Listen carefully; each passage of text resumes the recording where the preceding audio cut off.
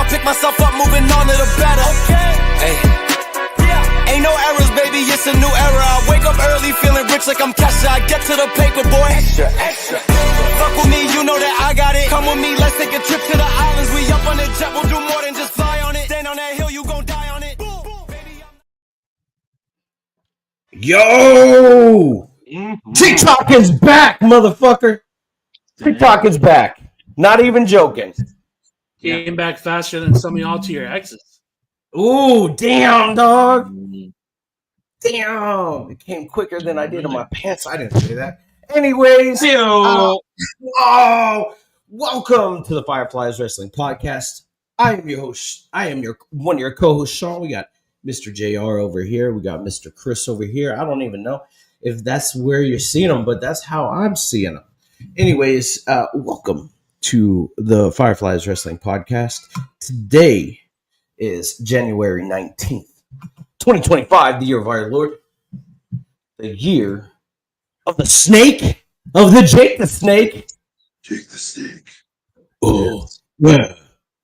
A little bit of raspiness in there. You gotta get the little raspiness in there.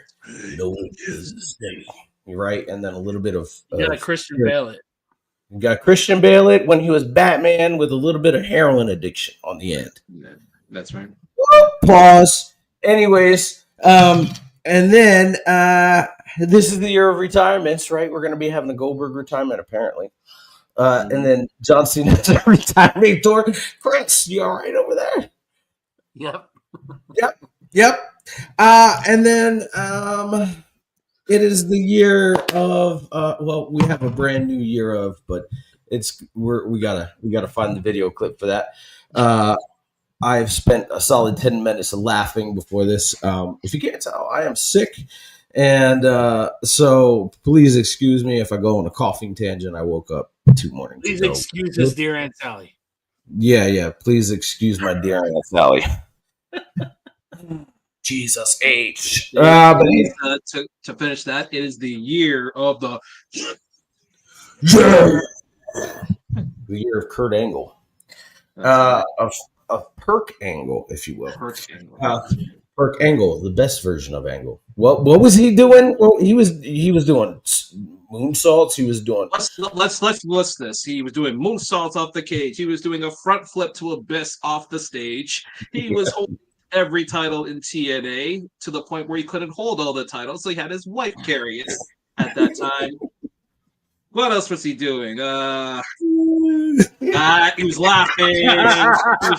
He was doing headbutts to Samoa Joe, which caused a bleed. He was fighting everybody, basically. Dude, I'm pretty sure he put the ankle lock on every single person of the TNA roster at the same time. Possibly could have. Probably suplexed their grandmothers too. Yeah. He did. He did do that to Mae Young, and then he celebrated. He's like, I did it. What kind of human being is that? He celebrated like he did won the Olympics. My God. And I mean, apparently he wanted to have sex with Booker T's wife. Oh yes. Yeah. And not just any. Like a wildebeest. Yeah, that's right. Wildebeest. Jesus Christ. But anyways, welcome. But you know. Yeah. Yeah. All right, but anyways, everybody, welcome to the show. We're all hyped up. We're having fun. Best medicine for being sick is laughter, and a whole lot of ibuprofen. But anyways, before we get in the show, like we do every day or every show, we start off. We ask, "How is everybody doing?" Chris, how are you doing today? And how was your week? Besides the podcast that I did on Tuesday, which was really good, I did that with the CEO of a nonprofit. This week was pretty shit, if I'm being honest with you, man. It was just a really long, really busy, really miserable week. You know the situation with the group and that whole conversation we had, unfortunately. But It's the weekend. Got the day off tomorrow, and gonna make the best out of it. So I'm okay, man. I'm here. Nice. It's the freaking weekend. Mhm. In the words of I don't know who said it. It's the freaking weekend, baby. About to have me some fun. R. Kelly. Never mind. Pause. We're Oh going. no, let's not quote that man. What the? No, I don't want to get canceled. Anyways, Jr., how was your week? Oh goodness. Week was good. My parents came back as mentioned, which is why I wasn't on last week because they just came back after a 7-week vacation. So been spending time with them and then with the condo as well. So they've been kind of nitpicking on, a lot of things at the condo there. But they're helping me out with like the furniture and all that, which is great. And we're getting the furniture now in. So I've got a dining table being delivered this week, along with a couch and my work desk. So some pieces are falling into place, and it's looking like the condo is going to be ready by the end of the month or beginning of February. So I'm looking forward to it. He's just Sick. gonna send. Just gonna send it. Just gonna send it. And Alex says Sean TikTok is back. I heard that. I think. Wow. I, I I'm just gonna leave it at that. Okay. We lost it for a total of 12 hours, and it's back. And we saw everybody throw tantrums like a bunch of 5-year-olds. Yeah, there was a lot of people that threw tantrums. I was a little bit upset over it, just because of the fact of people who make a living off of TikTok, off of social media, kind of sucks. But small business owners, like they were getting, But there's a lot of nasty people. I mean, I met Alec off of no, I met Alec on one of the Facebook groups, and Chris and I have been pretty good friends on TikTok. But I met him through podcasting. But I met a lot of good people. Alex says I threw a tantrum because I couldn't scroll at night when I was drunk. Hey, the man's being honest. No. Alec threw a tantrum because he couldn't praise Tony Khan on any other platform. Too soon? We love you. We love you. But anyways, we wrestling. anyways, my week was all right. I was feeling a little bit under the weather earlier on in the week, and then like Thursday, yep, we did meet out of the WrestleMania Facebook group. But anyways, I was sick pretty much the whole week, but not really bad. And I was supposed to go up to Pennsylvania to go visit my goddaughter for her birthday. And then the con man with the glasses, yes. We call him the snowman here. No, man. Because he likes to build snowmen. But anyways, I was sick earlier on in the week, and then I was supposed to go to Pennsylvania to visit my goddaughter for her birthday party yesterday. We made it halfway up to Indiana, Pennsylvania, which is like 2 hours away, and we got a hotel because it's a really bad snowstorm. I woke up in the morning and I had a full-blown flu, and I was like, okay, it's time to turn the fuck back around and come home. And I came home, played some bingo last night, some very sexualized bingo. That's all I'm going to say about that. And yeah, so today I'm here. We're getting a lot of fucking snow right now, which is odd for this area.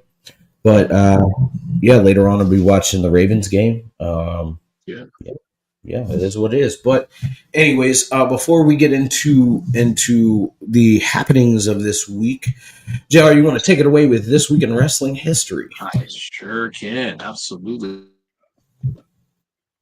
We're going to go to January 19th today for this day in wrestling. And the theme of this day in wrestling is the Royal Rumble. So you're going to be expecting seeing a lot of Royal Rumble in this day in wrestling. So let's get to it here. So we have 1991 in Miami, Florida. In Miami, Florida, the Royal Rumble took place and played host to the first WWF Championship title change on pay-per-view outside of WrestleMania. The change saw Sergeant Slaughter win the belt from the Ultimate Warrior after an assist from Macho Man Randy Savage. And for the second year in a row, Hulk Hogan won the Royal Rumble match itself. I believe he eliminated Mr. Perfect in the finals. 1992. The WWF Royal Rumble took place once again, and this time it's in the Knickerbocker Arena in Albany, New York. In the main event, Ric Flair, won the vacant WWF Championship in what most fans consider the greatest Royal Rumble match of all time. This was the first time the title belt had been offered as a prize in the match. Flair, who only found out he was going to win the match moments after he arrived at the arena, was booked to showcase his endurance by setting the new record length in the match. He entered at number 3 and lasted over 59 minutes until the end of the match. 59 minutes on Space Mountain, baby. That's right. Yep. One of the greatest promos of all time. That's right. That's right. With a tear in my eye. This is the greatest day of my life. And this star power showcased in the Rumble was unparalleled. The likes of Hulk Hogan, Randy Savage, The Undertaker, Jake Roberts, Ted DiBiase, Sid Justice, Roddy Piper, Sergeant Slaughter, The British Bulldog, Hacksaw Ho, Jim Duggan, Shawn Michaels, Superfly, Jimmy Snuka, The Big Boss Man, and many more took part. The match itself is also renowned for arguably the greatest commentary performance in history from Bobby the Brain Heenan. Further history was set on the card when Roddy Piper snared the Intercontinental Championship for the Mountie to make his first and only WWE singles title. Criminal. Yeah, Bobby the Brain was really good at this commentary here. No, it's not fair to Flair. I remember that. That was a great Royal Rumble there. See, look at that. Look at all that star power in there. And Virgil as well. And Rick Martel. And there's Virgil. Yeah. 1997, yet another Royal Rumble. Shawn Michaels defeated Sid in front of a 60,000 strong hometown crowd to win the WWF Championship at the 10th Royal Rumble pay-per-view, which was held in the Alamo Dome in San Antonio, Texas. Was that his first championship he won? Was that the first championship? Second? That was the second. Remember, because he lost to Sid at the Survivor Series prior, and then he won it here. Okay. Yeah, and then he won it here in the Royal Rumble. Also on the card, Steve Austin won the Royal Rumble match in sneaky fashion. After being eliminated by Bret Hart, Austin got back into the ring and eliminated Vader and The Undertaker together, and then Bret the Hitman Hart. So if you remember, he was technically eliminated, but the referees were occupied by Terry Funk and Mankind. They were brawling, and so he snuck back in the ring, and basically that's what caused the victory there. Oh, hell yeah. During the post-match confusion, Hart snapped at the referees and then grabbed Vince McMahon at the announcer's table. It was around this time it would start being mentioned on TV that McMahon was the actual owner of the WWF. Also in the card, Hunter Hearst Helmsley retained the Intercontinental Championship against Goldust, and Ahmed Johnson won his match against Farouk by disqualification. Finally, Vader defeated The Undertaker. So there you go. There's your card there for that 1977 Royal Rumble. And yes, I remember, as we recall, Austin was basically eliminating everybody left and right. Looked at his watch, doing push-ups and all that. When he faced against Jake Roberts, he was doing this and all that. So it was good. The birth of Austin there. 2003, another Royal Rumble. As the first Royal Rumble to be held under the WWE brand name came from Boston, Massachusetts. Brock Lesnar defeated The Big Show in the opening match to win a spot in the Royal Rumble match, which he would go on to win by eliminating The Undertaker. This was also the first time that Shawn Michaels competed in the actual Rumble since his win in 1996. Also on that night, Triple H would retain the World Heavyweight Championship against Scott Steiner in a dreadful match. And Kurt Angle would retain the WWE Championship against Error 404 in a spectacular contest. Yeah! That's right. And then the Dudley Boys lost the World Tag Team Championships to William Regal and Lance Storm. Jesus Christ, what a terrible team. The Dudley Boys? No. Lance Storm and William Regal. Oh, Regal. Yeah. 2007, an unfortunate passing. Bam Bam Bigelow passed away in Hudson, Florida at the age of 45. Damn. He did a number of wrestling 30 minutes away from me. I knew his niece. Damn. Oh wow. Oh, yeah. He competed in a number of wrestling promotions throughout his career, and he's been praised by many in the industry as being the best working big man in the business. Easily. Yep, absolutely. WWE credited below in 2013 as the most natural, agile, and physically remarkable big man of the past 25 years. He's most notable for his time with the WWF, where he participated in a number of headline pay-per-view matches, such as the very first Survivor Series in 1987, his outstanding match with Bret Hart in the finals of the King of the Ring 93, and the high-profile main event of WrestleMania 11 in 1995, where he competed against the NFL New York Giants linebacker Lawrence Taylor. Dog, I'm just gonna say I remember Bam Bam mostly for putting Taz through the fucking through the goddamn ring entrance. That's right. Yeah, that's right. Yeah, Real Bam Bam fans know where he blew up. Yeah, absolutely. 2009, CM Punk pinned William Regal in a no disqualification match to win the Intercontinental Championship on WWE Raw in Chicago. Oh God, Vince McMahon booking. Holy fuck. Yeah.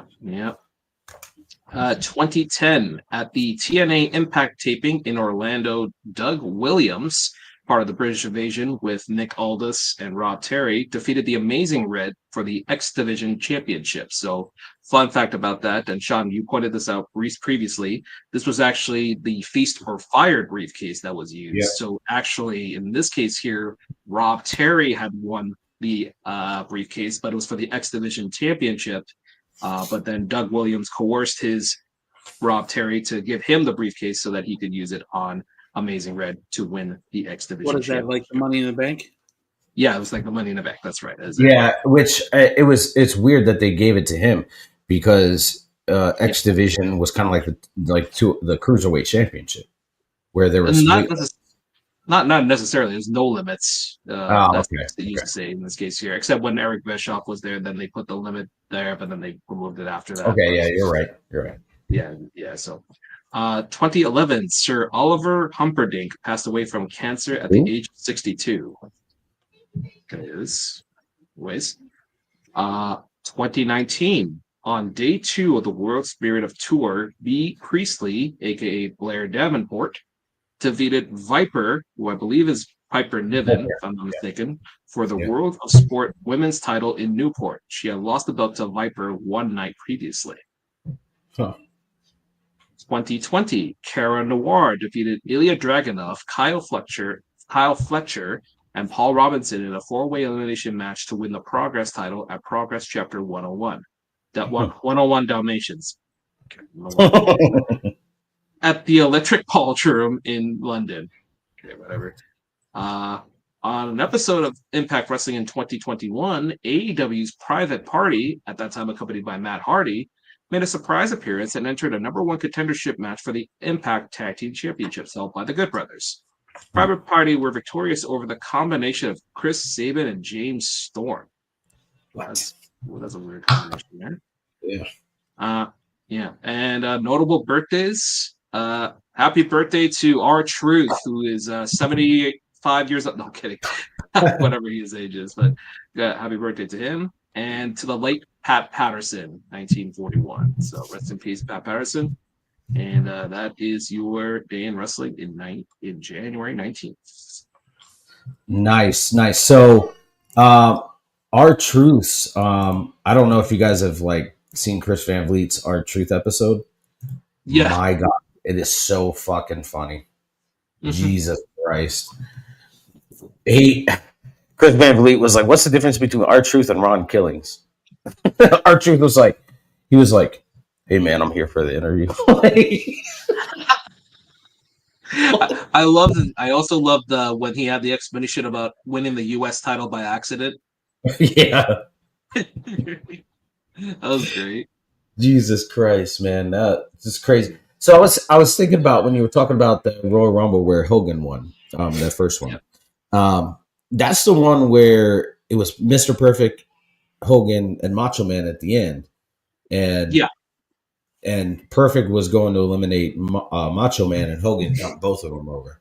And then that caused Macho Man to come in the ring. I think that was like the beginning of the end of the Mega Powers. Yeah. The Mega Power. Oh, yeah. Oh, yeah. But anyways, so that's crazy. That was a lot in today's. Yeah. But anyways, today we're going to cover Raw, obviously Netflix. And that came from, I can't remember, San Jose? Yeah, we're in San Jose. San Jose, that's right. Yep. Yep, San Jose, California. Anyways, so man, this Raw had a lot going on. Once again, it didn't feel like 3 hours. Some definite ups and downs in the show. We started off on a really high. CM Punk came out and talked about him entering the Rumble, and then we got Seth Rollins coming out, and so Punk was sitting up against ropes, and he's like, "Could anybody else interrupt me? Give me a Rhea Ripley, right?" Like, and that was a funny one, and I'm pretty sure that that with Seth coming out and talking about about Punk, this is not the end of their feud. No, something more is going to happen. No. Yeah. And then SummerSlam. Oh yeah, and then Seth said that he's entering the Rumble, and then Drew came out and Drew said he's entering the Rumble, and essentially now we're getting Seth versus Drew on Raw tomorrow night. That a callback from WrestleMania is going to be a really good match. All three of those men put on banger matches, but it's going to be really, really good. Next, we had Chad Gable's open challenge. Mm-hmm. Chad Gable had an open challenge set the week before for the best luchador that Adam Pearce could find, and we've been saying it for weeks. We got the debut of Penta, El Cerro Miedo. Dude. First off, I would love to say I love the presentation. They did spoil it early, and I think they had to. Everybody knew that it was Penta, right? But they spoiled it. I want to say this really quick. I really like that Triple H is getting ahead of everybody on spoiling this, because ever since Triple H has taken over, I think he's made it a point to make people believe one thing, just like the WrestleMania thing, how we all assumed Cody was getting taken out of the main event, and making everybody believe that Cody was never part of the plan. And then with the dirt sheet shit, Triple H is doing the greatest things he has ever done business-wise for this company. Yeah, absolutely. And Michael Cole said it best. He said, "This is the worst kept secret." And because earlier that day they put out gear for Penta, they put out two different versions of a mask. So they got the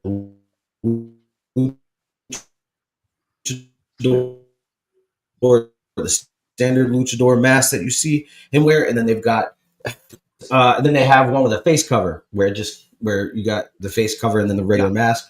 Two different shirts for him, so it's really good. He's getting marketed perfect, as you should be. His music was phenomenal. They didn't water him down at all. They let him do his stuff. It was great. This fucking match between him and Chad Gable was phenomenal. The right person to be the first opponent. Absolutely. Great match. They let him do the Mexican Destroyer, which sold. Yes. Very fluid. They let him do the arm breaker that he used to do in Lucha Underground, which was great. Good. Chad Gable sold the shit out of it. It's really funny to me that all these dumbasses online are sitting there saying that people are praising Penta because he was in AEW. It's like, bro, you realize we all knew who Penta was in Lucha Underground, right? You guys are fucking idiots. Well, even furthermore, he worked in AAA, he worked in MLW, he's worked in Impact, he's worked in TNA, he's worked in Ring of Honor, he's worked every fucking where. And like, so for people online to say, "Oh, you only know him because of AEW," no, dog. Like, we knew him before AEW. Like, let's be real here. And then after his pin or after his win, he hit the Penta driver and picked up the win. I'm glad that they let him keep the Penta driver. Yep. He cut a promo half in English, half in Spanish. And here's the crazy thing. A lot of people were doubting his ability to speak English, right? Saying he needs a mouthpiece. No, fuck you don't. No, not too bad. His English is pretty good. Yeah, his English was phenomenal. And then the second half was translated into Spanish, and that was specifically for all the Spanish-speaking folks. And he said essentially what he alluded to was I'm glad to be here. This is my home. And what else was the other part? And thank you for being on this ride.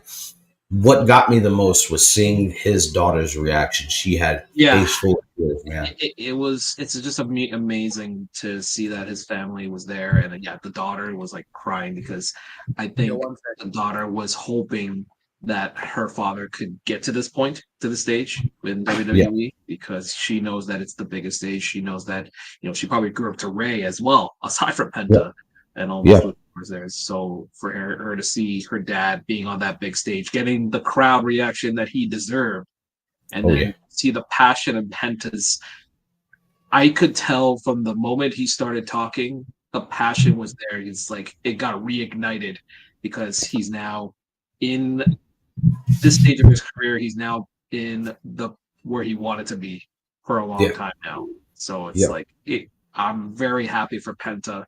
I'm just really excited to see what he does here going forward here. Absolutely. And, furthermore, we're going to talk about this a little bit later on, but when Ray Phoenix comes, and Ray Phoenix actually shows up. If he comes. Well, his contract is supposed to expire. The extension is supposed to expire in September, October. So we'll see. But it's for that reaction that he got, it is something special. Beautiful. Next, we had Sheamus versus Ludwig Kaiser. Sheamus finally getting the fucking W, bro. Sheamus finally getting the W. Dude, they beat the dog shit out of each other. That was a Ludwig is, I think, we talk about how underrated Sheamus is, man, but Ludwig is underrated as fuck. Jesus. Very good. Very, very good. Both of those. Also, really quick, I just want to go back to the Phoenix thing really quick. I don't think anybody outside of Ricky Starks would get the same reaction as Penta. Phoenix is good. I'll never take anything away from the guy's ability. But I don't think Phoenix has that same star power that Penta does. No. Penta's always, in my opinion, Penta's always been the bigger star of the two. Yeah. That doesn't take anything away from, Ray's ability and his aura. Sure. Dude, both of these men, Kaiser and Ludwig, tore the fucking house down. It was crazy. Next, we had a segment backstage with Judgment Day, and we seen Finn kind of poking the bear at Liv and saying, "Oh, you lost your women's championship, right? Just like we lost our tag team championship." And then you see Dom come in, and Dom handed the flowers and said, "I'm sorry, I didn't mean to." And she said, "Why don't you go get my bags from the car?" I'm telling you, bro, they're gonna make Dom a babyface. It's gonna fucking happen. Yeah. And when it happens, that kid is gonna be Rey Mysterio level pop. Yep. Next, we had a backstage segment. After that, we had a backstage segment after we came back from break with between Rollins and Sami Zayn. And Sami Zayn pretty much was trying to be friendly with Seth, and Seth starting on that heel turn. I feel like it's coming, dude. It's coming. It's coming. And he pretty much said, "Hey, you're sticking around to help Roman out, right? Roman's your boy." His frustrations are so justified. Yeah, they are. He is. Yeah. Also, we got this is where it starts. I feel like it starts to go downhill a little bit. We got a backstage segment between Karrion Kross and The Miz. The Miz pretty much said that the Y6 were moved to SmackDown. I purposely put this in the back of my head because I forgot about it. Mm-hmm. I am genuinely pissed off about it because it's like bigger piece of me, the big Bray Wyatt fan that I am. I want to trust in the process. I want to let it play out, right? Mm-hmm. But how do you just cold turkey, full stop, Karrion Kross and the Wyatt Six? Yeah. It makes no fucking sense to me. And maybe it was a Netflix call. And if that's the case, okay. But we're just going to cold turkey the whole thing? I think maybe... Like, who are they going to go after on SmackDown? Well, if they are on SmackDown, there's a potential where Kross could get, Kross in Final Testament could be put on SmackDown. Or they could do some interpromotional work. Not saying that is something that may happen, but I feel like that would be damage control. Yeah, I think on top of that too, like I think there's so much going on Raw that is taking away from the Wyatt Six storyline. That's what and like SmackDown. When we get into SmackDown, it feels like there's a lot of filler time. Yeah. Where you could insert the Wyatt Six in there and like either create a new storyline or here's my thing about that too, though. They knew where SmackDown and Raw was going to go time-wise for 3 hours on both shows, right? They were already in the midst of their feud before they ever went to Netflix. Yeah. And SmackDown went to 3 hours and Raw went back to 3 on Netflix. Yeah. Why not carry that over and have them both on TV? You know what I mean? Like, don't just say in a fucking nothing segment that, the Wyatt Six got traded to SmackDown. What? Yeah, absolutely. Like, maybe there's three pieces to be put together there. Maybe you're right, and we get the inner promotional shit. But it's like, at this point, you're making people lose faith in something that was so special to so many people. Yeah. Well, like you guys, like JR says, let it play out. We'll see how it plays out. I'm trying, man. I'm trying. Yeah. Oh, trust me. I understand. But they did put a QR code during that Raw anyways. So, I mean, there is some meaning to it. I mean, yeah, like I said, I always say let it play out there, especially with the fact that I feel like SmackDown depth-wise needs something aside from Cody and all that. So maybe the White Six go in there good and then it builds to something because, I mean, we'll see. Well, let's, like I said, let's play it out every year. If we get another QR code promo and all that, then we know it's okay. Yeah. So, like my thing is like my fear with the SmackDown thing is the Bloodline now. The Bloodline and the Wyatt Six are going to be on the same show. So anything that the Wyatt Six is doing is going to be overshadowed by anything the Bloodline is doing. Well, so there's it's a double-edged sword. There's also option number 3 where it could just be a rumor, misheard a rumor, and this is his way of getting out of the Final Testament. Possibly, it's a possible. Yeah, that's right. Yeah, because he he was informed that the Wyatt Six were moved, but we didn't have an official confirmation that they've been moved. Yeah. Very true. I thought I saw Gacy post like the SmackDown fist on his Twitter, so I'm not sure. Okay, we'll see. Yeah. So, anyways, then we had Sami Zayn come up and fucking start making fun of the Miz because he hasn't done as much and he's being led by Karrion Kross and all this other stuff. That led up to a brawl between the two of them. And so we get Sami Zayn versus The Miz later on in the show. Next, we had a segment with Gunther. Gunther came out and pretty much was like, I don't have a challenger. Anybody want to step up? Anybody want to take it on? And we had Jey Uso come out. Dude, and I'm so happy about this. Jey Uso came out with a huge ovation, obviously super over.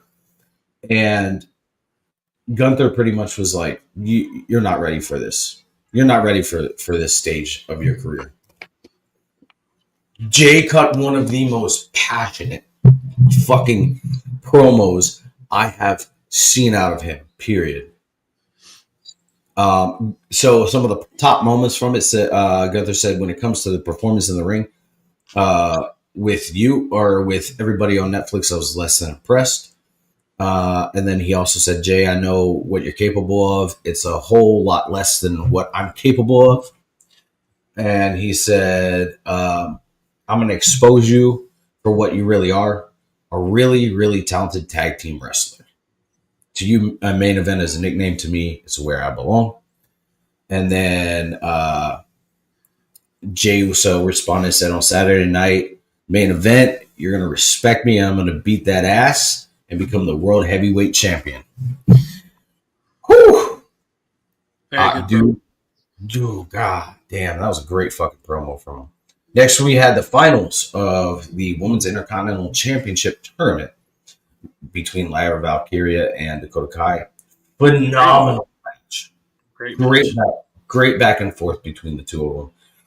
Lyra Valkyria once again picks up the win over Dakota Kai, making her the inaugural Women's Intercontinental Champion. Solid fucking match, man. The right winner, in my opinion. Yes, absolutely. Next, we had Sami Zayn versus The Miz. And not a lot of substance to this match. It's another Sami Zayn. It was a complete nothing match. Yeah. Sami Zayn defeated The Miz. With a blue Thunderbomb. With a blue Thunderbomb. We never see him win with a blue Thunderbomb, but he hit the Helluva Kick into the blue Thunderbomb. So that was pretty cool to see it. Next, we had a Rhea Ripley promo. Nia Jax came out, interrupted to a lot of fucking boos, obviously, because Rhea's so goddamn over. And then we seen Bayley come out, and Bayley got in a scuffle with Nia and with Rhea, and Rhea and Bayley stood tall at the end. It was what it was. So we may see Nia or Bayley come to Raw or both. Who knows? Next in the main event, I want to go back to this really quick. Okay. This is exactly what I was talking about with Rhea before she won the title. Yep. We are starting it the same way we started it before.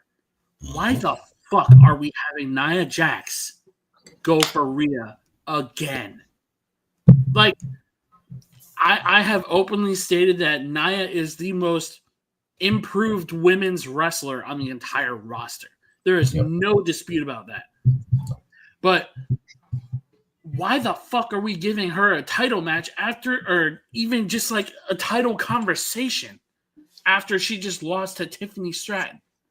Yeah, I mean, if anything, that her and Tiffany should feud, right? Because she turned on, like, idealistically, logically, somebody in your stable fucking turned on you, right? You should be feuding with them. Mm-hmm. But instead, they gonna did have that contenders match for it, though. So I mean, yeah, but still, there's women on the Raw women's roster that can, step up to the plate if Triple H would book them to do so. Dog, Dakota Kai, she put on a fucking phenomenal. Ryan said, "Sorry, I'm joining late." No, you're good, brother. You're good. Next, you're absolutely right. There's so many women on that roster that on the Raw roster that deserve. At this point, I would rather have Maxine challenge for the fucking title than somebody else.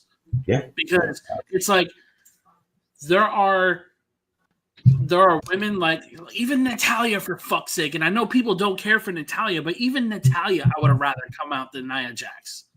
Yeah, I agree. Main event with Damian Priest versus Finn Balor in a street fight. Look, man. In my opinion here. Yeah, I'll take this one, Chris. Let me fire off on that one. anyways, it was a great back and forth. We've seen a lot of different matches or different weapons being used a lot of different ways. There was a razor's edge through the table on the floor.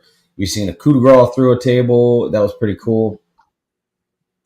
It would have been better if you would have sold it. Yeah. Damian Priest beat Finn Balor again. I'm going to step back out of this one and let you take it away, JR. Thank you. I don't understand this at all. So what is this the point? Is this a point where we're pushing Damian again to win the title at Mania?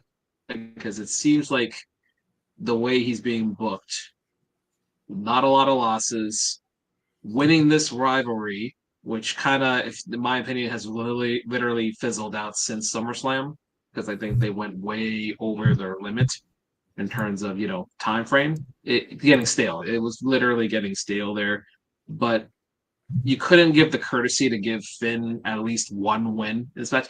It seems like it's like Edge all over again with the Judgment Day. Yeah. In this case here, this is exactly like with Edge. He should have lost at WrestleMania to Finn Balor at that Hell in a Cell, not the other way around.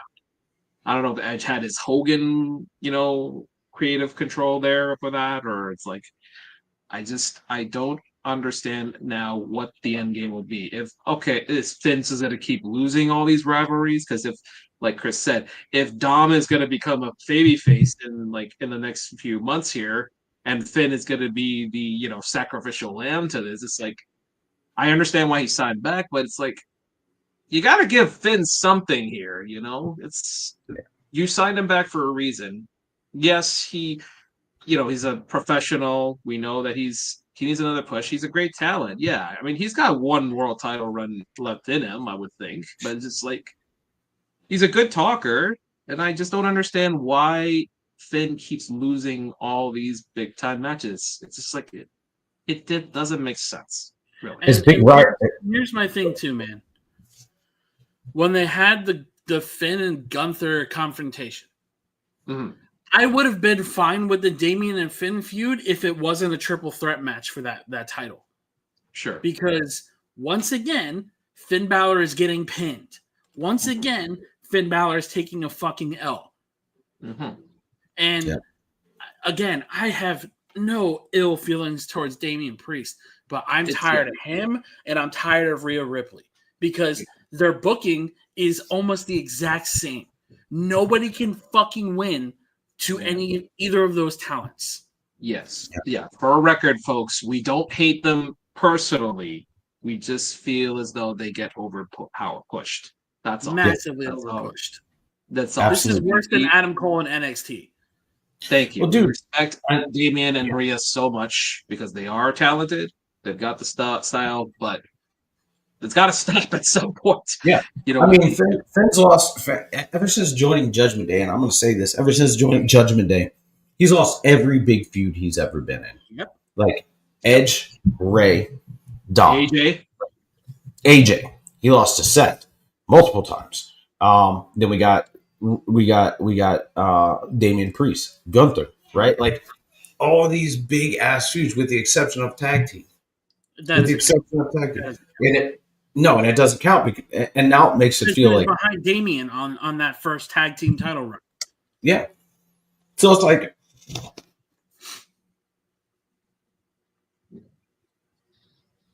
I think you froze. We froze. Hold on. We froze. But yeah, it's just I have no idea what this end game is for them, but we'll see. I mean, we'll see, I guess. We'll see. That Raw near the end was kind of a letdown a bit. Yeah, and it's like I understand that you want to make your main event talents look as great as possible, but Finn Balor's still a main event talent. He still is, yes. Still is. Got the look as well, so. Yeah. Anyways. Hold on. Think of this show. YouTube freeze. Hold on. Let's see. Oh, here we go. Oh, here we go. Got a message from him. Oh. My internet went out. Okay. No problem. We'll go to NXT. Okay.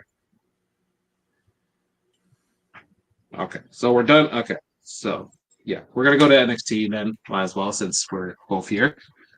Let's see here. Take it away, Chris. All right. Let me grab the card really quick here.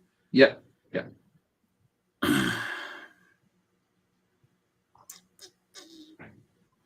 Okay, 114. Mm-hmm. All right, so we started off with Oba Femi, Tony D'Angelo, and Ridge Holland segment. Oba Femi basically coming out talking about how he beat Trick, and then Tony D coming out saying, "I'm the only person that has defeated you, and I'm gonna do it again, and be the double title Dom." And yeah, there was a pretty good promo from the Don, and then Oba Femi claps back, and he's like, "Nobody gets one on the Don without consequences. I'll take care of Ridge Holland. Don't you worry. Out comes Ridge Holland, and we're setting up for Tony D'Angelo and Ridge Holland feud, I guess. Which it's fine, whatever. So they end up brawling backstage. Eddie Thorpe attacks Femi again. And for God fucking sake, we're getting an Oba Femi versus Eddie Thorpe match again. If this is anything but a domination, I'm going to be very disappointed. Yeah, this better be like a he throws him around like a rag doll. Jeez. And I don't understand. Yeah, the Eddie Thorpe push, the Ridge Holland push. I don't understand either one of them. I'm sure they're both really hard workers. Yeah, I don't imagine. But it's like, and again, it seems like Eddie's just a filler, in my opinion. So yeah. Then we go backstage with Ethan Page bragging about The Rock. He starts talking shit to Dante Chen, and Dante basically sticks up for both Cedric and Javon Evans, and they set up for a match later that night. Then we had the first match of the night, Stephanie Victor and Shotzi. I was pleasantly surprised with this match. It was very, very good, respectfully. Yeah. And because of Fallon Henley, Shotzi won. Yeah, great match. Mm-hmm. Then we had a backstage segment with Sol Ruka and Kalani saying that things are going to turn around. Zarya trying to check Kalani back in, and out comes Cora Jade saying that Kalani's still the same person. We go to commercial after she smacks Cora in the face, saying, "I'm not the same." Mm-hmm. Then we had a picture-in-picture of Stephanie Kerr looking for fatal. Was it Fatal Influence, right? Influence, yeah. They was literally looking for them, yeah. Basically looking for Fatal Influence. She runs into JC Jane in the trainer's room and beats the brakes off of her. Oba storms into the office saying that he wants a title match against Eddie. He doesn't care. Throws Robert Stone up on the wall. Pretty entertaining to see him get manhandled. Then next up, we had Ethan Page versus the gatekeeper himself, Dante Chen. Yes, that's right. Very short match, but Page beat the ever-living shit out of him. And he basically kayfabe destroyed Dante Chen's knee on the steps, and out comes Ethan Page to try and make Javon Evans to make the save, and then Ethan beats him down again. Mm-hmm. I really, really am enjoying everything they're doing with Ethan Page, especially with the Rock stuff now, because it's like I love that they're boosting his ego so hard. Yeah, it's good, man. Backstage, we run into Sean Spears trying to recruit Rizzo. Izzy Dame basically tells Spears to fuck off. And seems like Rizzo and Izzy have something going on there. I'm not sure if it's going to be a tag team or what, but it seems Izzy and the family might have some future dealings with each other, which leads to Izzy walking into Ashante, hooking up with Carmen, and they end that segment with a kiss. Lucky son of a bitch. Whatever. Next. Julia vignette. Really good package for Julia. I'm so happy that she's the champion. Yep. I think it was a really nice breath of fresh air into the women's division, because now we get to see who her first challenger is and how she's going to work with that division. Then we run into Sarah Schreiber, who is interviewing DIY, who is there for a Fraxium match later on that night. All I'm gonna say, when Fraxium and DIY lock up, man, Jesus, that golden ratio to Ciampa is gonna hit hard. Oh, that's gonna hit hard. Or the meeting in the mind is gonna hit hard. That Axiom becomes a kid again. Yeah. But Ciampa assures Sarah that he's not here to cause any problems. Wink. The Metaphor and the Unholy Union is up for the women's contender match. All four of these women, I think, are so goddamn good, especially Metaphor, man. Jakara Jackson, man. I gotta give him a classic Jakara Jackson. Absolutely. Yeah. Really good back and forth by all four. Then they hit their running cutter, sit out facebuster. Phenomenal. I can't say enough good things about this tag team. Yep, and then now they will face the tag champs at the next NXT event that's going to be live, which is very intriguing. So it's interesting to see. Then we had Ren Sinclair respectfully backstage saying that Charlie deserved a rematch. And Ava says that he does deserve a rematch, and I'm assuming that's going to be set up soon, if not the next pay-per-view. Or, next show, rather. Then we had Don and Ridge Holland brawling in the NXT parking lot. Parking lot takes some more victims.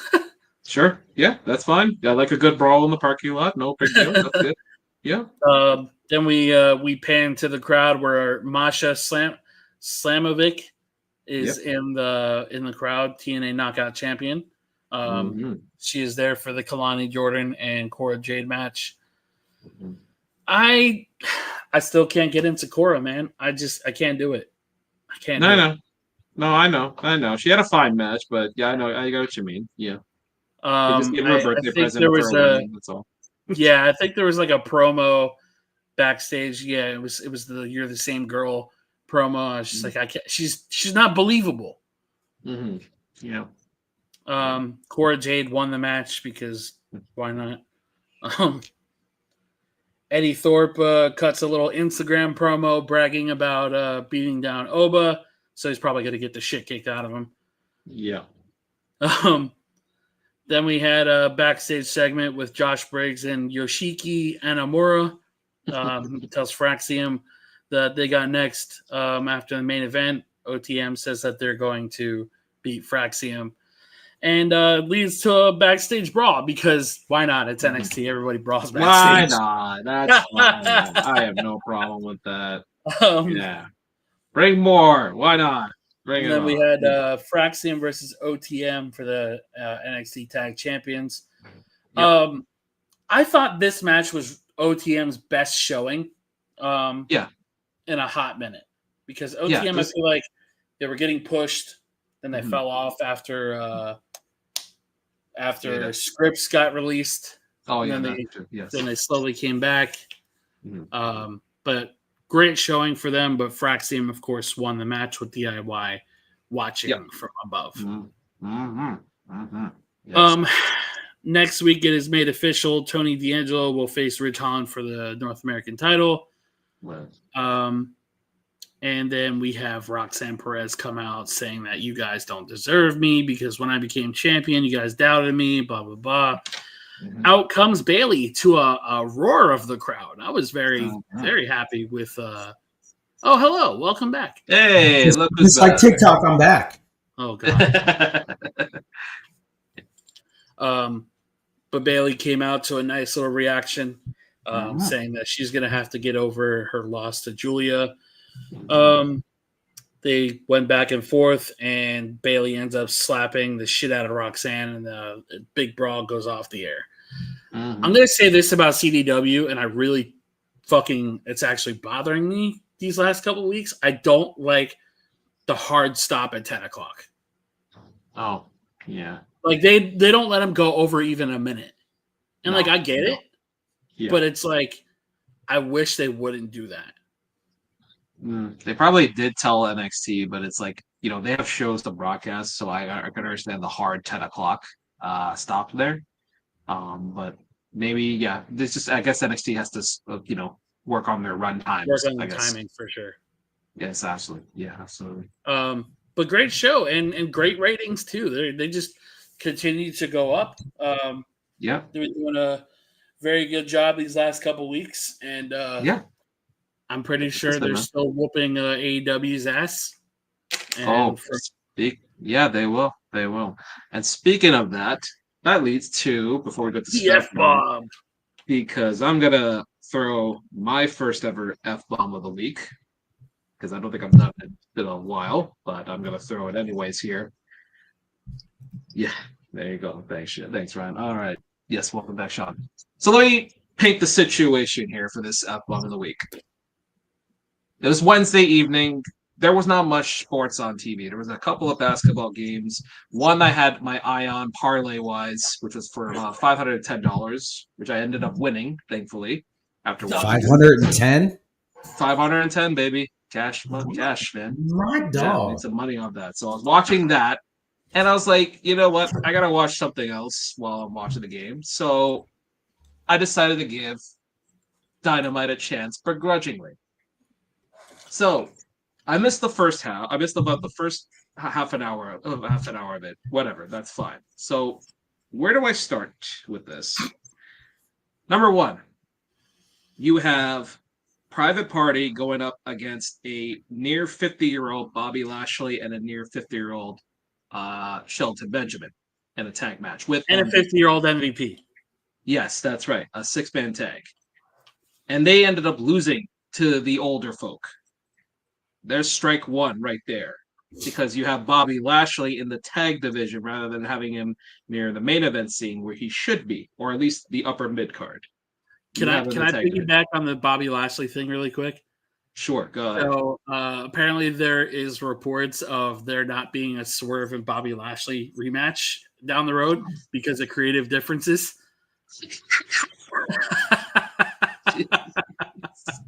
There's strike one. There's strike one. Point number two. I then get to a promo, and it's one of the worst promos I've ever heard because I said it to both of you here. Jeff Jarrett, where they're trying to do this little comeback story. Oh, I'm doing a world title run too, like John Cena. Let's copy what they do too. No disrespect to Jeff Jarrett because at least he was able to, give a title to Booker T and all those guys. Let's be clear on that. I had a problem with him and MGF interacting in this situation because let's go through this checklist here, this imaginary checklist here. Number one, MJF mocks his alcoholism. Jeff Jarrett's previous alcoholism. Check. Number two, they both slut shame their respective significant others. Check. And then you see he's trying to get a rise out of the crowd. It's like, the stupid thing. And then number three, the worst of the worst. He brings up Owen Hart. And then, for him to bring up somebody who has passed away. Can we give context to that promo? Because, yeah, I feel like it's important that we read what it was said word for word and why it's distasteful. Well, let's pull it out here real quick here, and let's see if I can find it here. Maximum Carnage. Oh god, this is gonna be a mess here. Oh, here we go. Here's MGF. Jarrett he hasn't begun to be humbled. Jarrett cuts him off. Make sure that sexy MILF of a white straight sexy MILF stays around though. When MGF's done, he'll ship her back to Tennessee so Jarrett can know what an Olympic gold medalist and a generational talents. Oh, whatever. I don't want to read that part. Jarrett says everything that MGF has been said before. Let's go to the heart of the matter. The Owen Hart Cup ignited something in Jarrett that he didn't know existed. And that's what we're propelling to the title. Jarrett says that he was MGF before he was MGF. And then MGF says he didn't need his dad to make him a top guy or start a company. We saw what happens when Jarrett is the king of the mountain. What happens when MGF is. He then goes and says Wembley Stadium, record pay-per-view buys, ticket sales, all that stuff that are false. He says he was the best in the world. No wrestling fan has ever gotten a single solitary about Jeff Jarrett just because Jarrett was best friends with Owen Hart. So here's the line that I kind of got, turned off on. He says Jarrett was best friends with Owen Hart, and then it's like he looks at the crowd. It's almost as like the crowd's like, do we boo? What do we do? There was also a fan. I don't know if you caught it. There was a fan before he said what he said. They said, "Don't you dare." Oh, I did not hear that part. Oh, yeah. Oh, crap. So that even makes it worse. He thinks he's owed because he's best friends with Owen. He's owed a grand finale. Jared is a carny succubus leech riding the coattails of his dead friend. So, maybe Jared doesn't like it when MJF talks about his buddy Owen. They start a brawl. It literally went too long. It was so distasteful. I almost turned it off at that point, but I kept the show on just for the sake of trying, I guess, in this case here. Okay, so then I skipped the hook match because I didn't really care about that. Samoa Joe return, whatever, none of that. And then we go to my favorite match concept ever, the Casino Gauntlet. Now, Gauntlet match, sure, that's fine. I have no problem with a Gauntlet match whatsoever. The rules of this match, it's the stupidest rules ever. It specifically states that the match can end before every superstar in that gauntlet comes in. So here's the logic part. If you know who's going to win the match, why not have the first two be the two people that you think is going to win and just have them pin him, and then that's it. You end the match. But no, they have to wait till everybody comes out, which included... Here's the funny part, which included a debuting, finally, Megan Bayne. To little fanfare whatsoever. Like, you could see it in her eyes. She looks so disheveled and all that. It was so stupid. There was a couple moments in that match where when she would hit like a move or she would like knock down somebody where she would like try to like pander to the crowd and just got like nothing. Yeah, they had nothing whatsoever. I felt so bad for her, but it's just kind of like I feel the same way about her that I do Deonna Purrazzo. You made the decision to go there. I don't feel bad for you. Well, yeah. And then, of course, Tony wins that match. Whatever. It was a clusterfuck of itself. It was a throwaway. Yeah, exactly. Which then leads to our main event. And I just cannot believe what they did. So you have this big, muscled powerhouse, no pun intended, in Hobbs, challenging Mr. AEW himself, Jon Moxley, for the championship. But the way that this was built, or booked, I should say, made Powerhouse Hobbs look like Virgil in this case here. He made him look like Virgil because, number one, you had Wheeler Yuta hit him with something, and then you had Marina Shafir knock him out with something for like a 2 count. And then all it took was Jon Moxley choking out Hobbs without Hobbs doing like any sort of comeback whatsoever. So what's the point of putting Hobbs in that situation when you know you're not going to make him look good at all? And you had to make Mox bleed because, of course.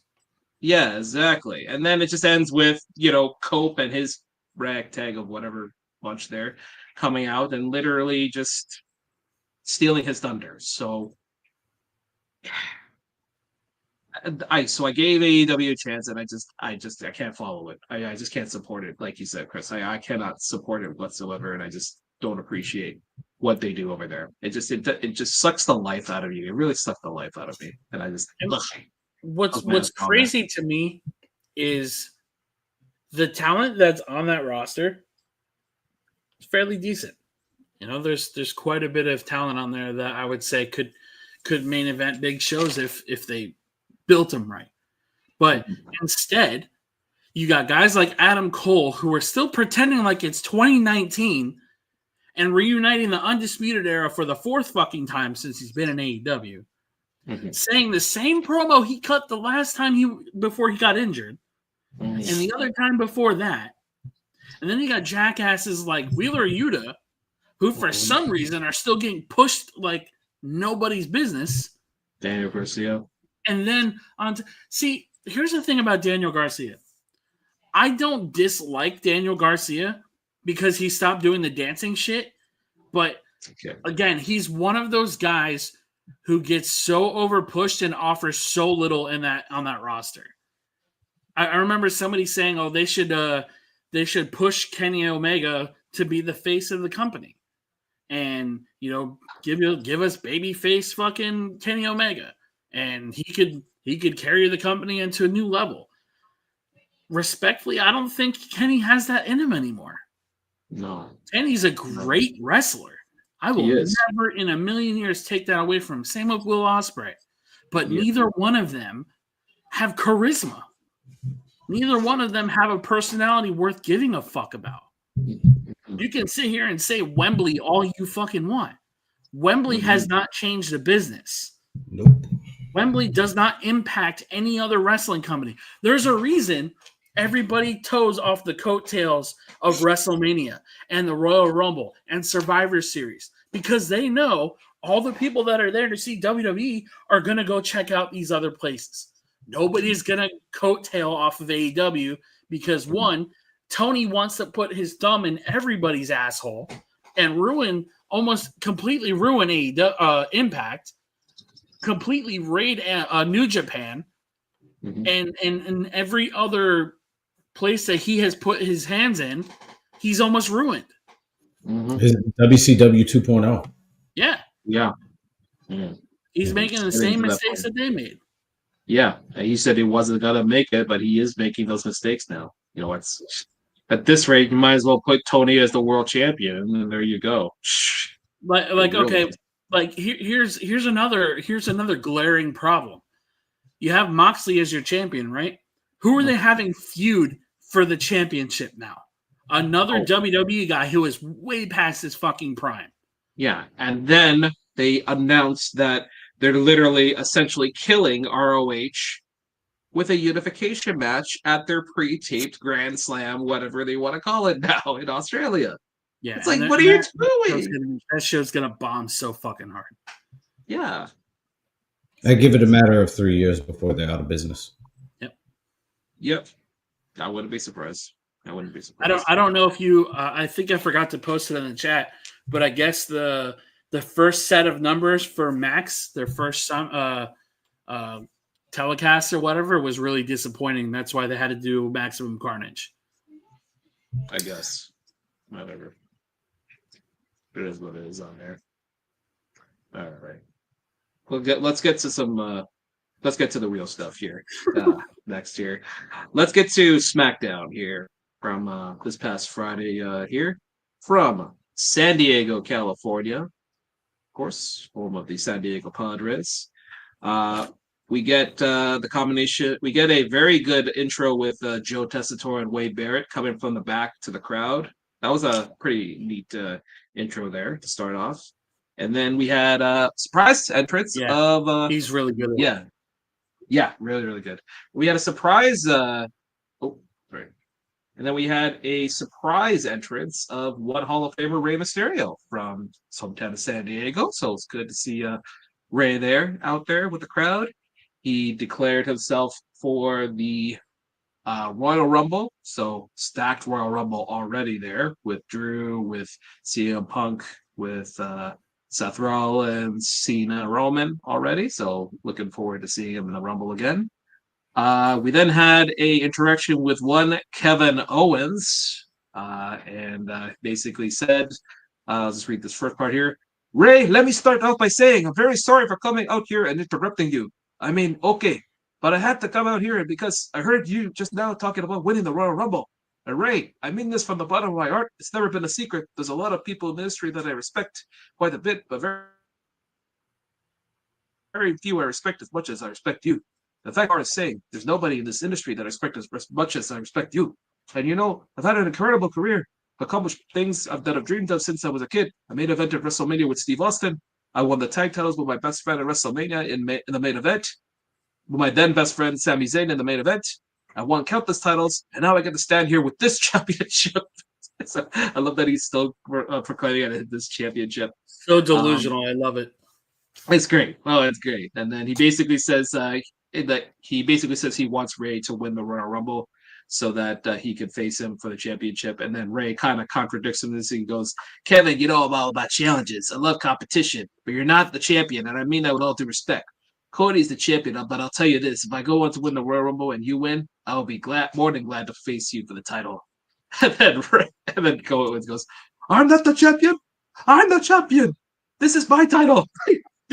I deserve it. What the hell's your problem? Cody Rhodes has you brainwashed too. What do you got under that mask? Bleach blonde hair that's seeping through your brain? What is this crap? Are you kidding me?" And he basically calls him delusional, like he's his son, and then they basically brawl out there.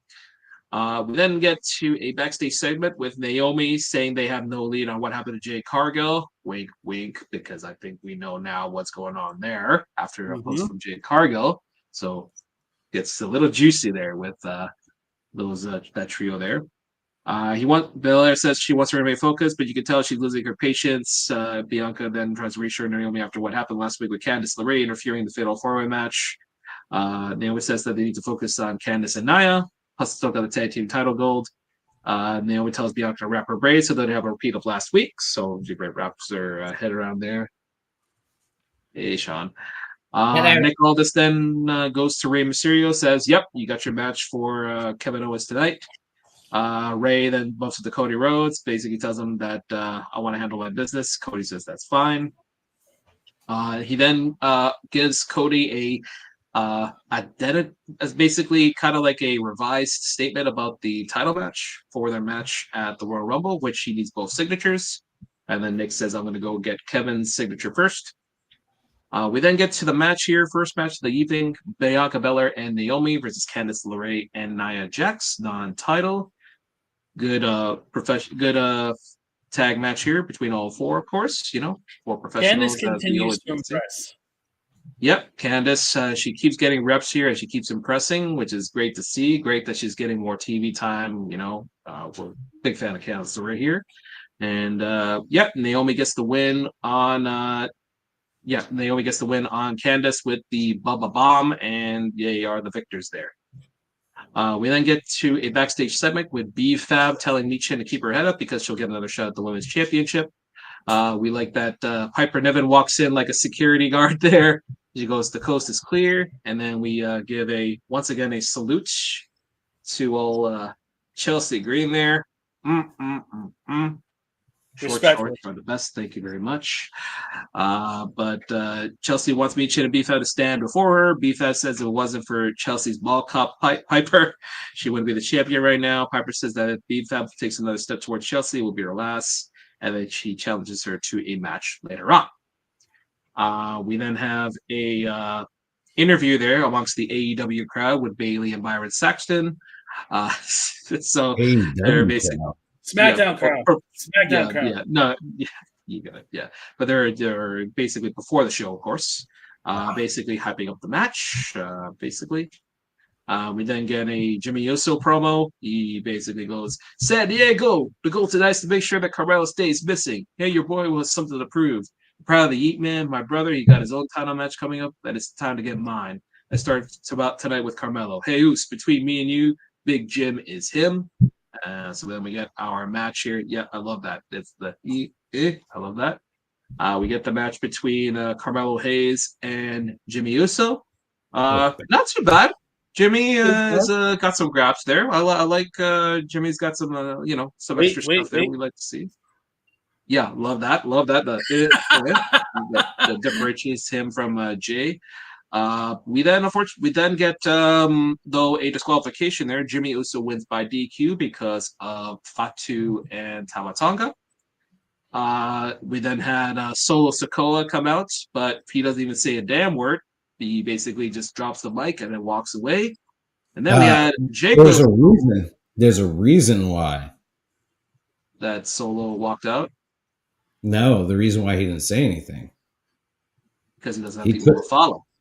No, because he couldn't get a word out. He got booed out the building. He got booed out of the crowd. That's right. Yes, that's right. Thank you. Yes. He couldn't say anything because he didn't have the people to follow and because the San Diego crowd was giving him the Dom boos. But they listened to what Jacob Fatu had to say, and let's see. Okay, so that's where it comes to. This is it. Man, I'm tired of this disrespect. I'm tired of the hate. You know I'm tired of this envy. But check this out. Envy me all you want, even on my bad day. You still can't touch me. I can give a damn if you cheer us. I can give a damn if you boo us. But one thing, shut the hell up. One thing I will not let you do is try to act like I never got mine. What? Do you think I was crazy? What? Do you think I was off the hinges? You thought I was losing it? The crazy thing about the situation is I'm just getting started. And I also like the little line he says, "Oh, your football team was gonna leave you," or something along those lines. But then had LA Knight come out. He attacked the Bloodline there, but the numbers game catch up to him. And then we had a returning Braun Strowman after a couple of weeks off there. Basically squaring off with Tama, but then of course squaring off with Fatu, which will lead to a match at Saturday night's main event, and viewer discretion advised because this is going to be a barn burner between Jacob Fatu and Braun Strowman. I am very looking forward to that match there between the two there. So Meat Mania is running wild. Yes, Meat Mania is back running wild there. I'm sure Bronson will have some comments. Again, I think. Oh, no, he's here. Hi, Sean. I guess Bronson. I'm still here. Okay. Yeah. We then had Santos Escobar telling Los Garzas to take the respect back before in their match with the Motor City Machine Guns, which leads to promo. Yeah, very good promo there, which leads to the Motor City Machine Guns versus Los Garza in a tag team matchup there. Their theme is finally on Spotify there, so if you want to, yeah, good stuff there. You know what? Great stuff between these four. Great tag match there. Very good stuff between all four competitors there. The only thing I'll say about that match that I really wasn't crazy about, like thinking back on it, is I didn't like how obvious the protection on their booking was because we knew Garza wasn't going to win that match. Like that interference leading to nothing kind of really bothered me. Yeah, that one it didn't need the interference there from Old Pretty Deadly there. I agree on that. Yeah, there, but the backstage segment following that made it a little bit good. There you go. Exactly. And Motor City Machine Guns connect with Skull and Bones to pick up the victory. So it looks like we're gonna get another DIY versus Motor City Machine Guns, which we don't mind at all. I think it should be 2 out of 3. Yep, I agree. I do agree on that. Yes, they should do that there. It is technically 1-1 if you count the disqualification on there. What if they do out of two out of 3 falls for their final match? Yeah, that's what I mean. Oh, okay. Yeah, that's what he said. Yep, exactly. Kevin Owens then gets the contract there for him and Cody, but he doesn't want to sign it. Did you see him wrapping my wrist or taping my wrist? Yeah, I'm taping my wrist here. And he's wearing a Rey Mysterio shirt. Oh, by the way, shout out to his other shirt where he said, "Son of a security technician systems analyst." In the opening segment there. Forgot to mention that. That's a fucking menace. He's wearing a Rey Mysterio Hall of Fame shirt for his match there, which we'll get to. It's later on. It makes me wonder if he's getting these shirts from home or if they're just giving it to him because it's pretty fucking great. I assume they're giving it to him, or they're basically saying, "What kind of shirt do you want to wear?" It's like, let me see, let me wear this shirt to kind of piss him off there a bit. So, we then had Joe and Wade pay tribute to Hall of Famer Bob Uecker, who passed away this week at the age of 90. So rest in peace, Bob Uecker, voice of Major League, if you remember that movie there. Good stuff. We then had our man to get choked out by Andre. Oh, that too. Yes, though. We then had our fourth match here with B-Fab taking on Piper Niven. A little short for my liking there, but still, I mean, it's good to see B-Fab getting some reps there. We then had, of course, Piper Niven getting the win here, and then Michin, of course, coming in for the save when Chelsea and Piper were attacking B-Fab. So obviously that group of four are, in this kind of rivalry here. So we'll see where that continues there. So it's good that they have a program together. We then have backstage with Byron Sexton with Miss Tiffany Stratton. She made an important disclaimer that she didn't want to make history. She wanted to make, I'm not going to say the other word, Tiff-story. Thank you. The other word, Tiff-story, not history. Tittery. She basically heard everything Bailey wanted to say, and then she basically is ready to take away Bailey's moment. Toodles, and she is heading out for a match. We then get a shout out to Victoria, who was there, California She ain't the lady native. to mess with. Ain't the lady to mess with. She was sitting front row there, so good to see Victoria there. Obviously, she's making use of her Legends contract that she has. It's good for her. We then have, for the first time ever, believe it or not, Kevin Owens versus Rey Mysterio in a one-on-one match up there. That's crazy. And, I mean, they've never had a match. They never had a match. Yeah, they've had I think they had a fatal four-way before, but they never had a one-on-one. Ever. You know what's even more crazy? Sheamus has never had a match with Rey Mysterio. Ooh. What? Wow. That is Sheamus crazy. has been in the company since 2009 and 2008. He still hasn't had a match with Rey Mysterio. That's crazy. Yep, damn. yep. And Rey Mysterio's never had a one-on-one match with Triple H. All right. I mean, that makes sense. Triple H was kind of like at the end of his career when Rey was breaking it. He only had like the Royal Rumble he's had with Rey in there. So but good professional back and forth between these two, as expected between Rey and Kevin. A lot of back and forth there. It ended, of course, with Kevin Owens getting the pop-up powerbomb for the win. And as he was about to do, the old thank you for the respect to Rey Mysterio, he kicks him in the gut, about to do the package power driver on him, and then gets into a brawl with one Cody Rhodes for the save there. So, yeah.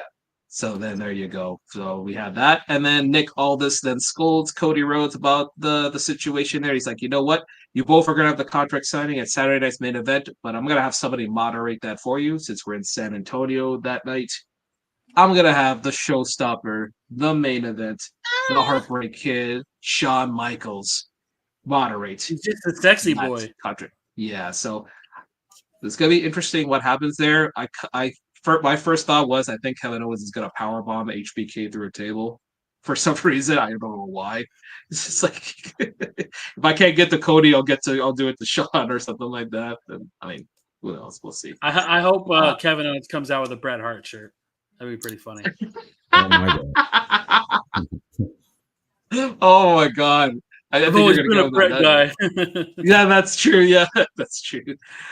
We then get some of the card for next week for SmackDown. We're gonna have LA Knight facing off against Tama Tonga. So we're gonna have the battle of the yeah versus the yeah. And then I didn't even think about that. Yeah, that's the yeah versus the yeah. I hope to God they have like a little promo segment beforehand because I swear to God they could do that. I mean, they did the yeet versus yeah. And then they'll have the Motor City Machine Guns colliding with Pretty Deadly. Well, speaking of Pretty Deadly, yes, that's right. Speaking of Pretty Deadly, Tommaso Ciampa gives him some tough love. Johnny Gargano tells Pretty Deadly to get their act together. And then Apollo Crews says that Pretty Deadly is going nowhere, continues to associate themselves with DIY, which leads to Gargano viciously attacking Apollo Crews from behind. And he tells Crews to keep DIY's name out of his mouth. He Will Smith them. Yeah, he did Will Smith them. And as I always say, it's good to see that Apollo Crews is being used for something at least, instead of being in catering, even if it's just for a random backstage segment, at least they still have something for him. It's good to see. We then had Roxanne Perez in the front row as well. So she's making an appearance there on the SmackDown crowd there. And we then had a vignette for the Queen, Charlotte Flair. And, good vignette. Interesting. Yeah, and we now know she is returning soon. So that's good to see that the Queen is all ready. And I don't know if you guys caught her Instagram video where she said, the haters, she's not going to be like Ric Flair's daughter and all that. So it's like a kind of like a hype up video of her. It's quite interesting. So we'll see what happens here with Charlotte Flair when I'm assuming she's coming back at the Rumble, which makes 100% sense to bring her back to the Rumble. So, bro, have her win the Rumble. I don't even care. You want her winning the Rumble? Either her or Alexa. That'd be okay with her winning. Yep. With the women, it seems like you have a lot of options in this case here compared to the men. So, then we had the main event, which was this Tiffany Stratton defending the title against Bayley for the women's championship. I mean, what can you say about these two? incredible. Good stuff between these two there. Good back and forth there. We then had, and then Roxanne did interfere a little bit, but not to the point where it caused like any sort of like big interference there.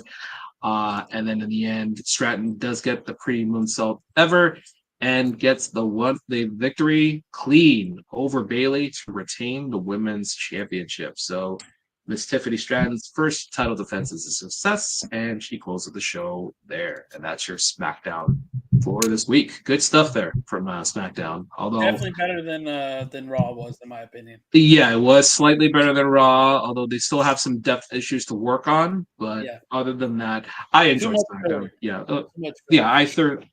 I thoroughly enjoy SmackDown this week for sure. Yeah, absolutely. All right, we'll move on to a few news clips. Or not news clips, but news that came out of this week. First, it's a little troll post from Ray Phoenix. He had to delete that, by the way. Did he? Yep. Jesus. Well, anyways, Ray posted up him in a straight jacket, pretty much saying he's being wasted.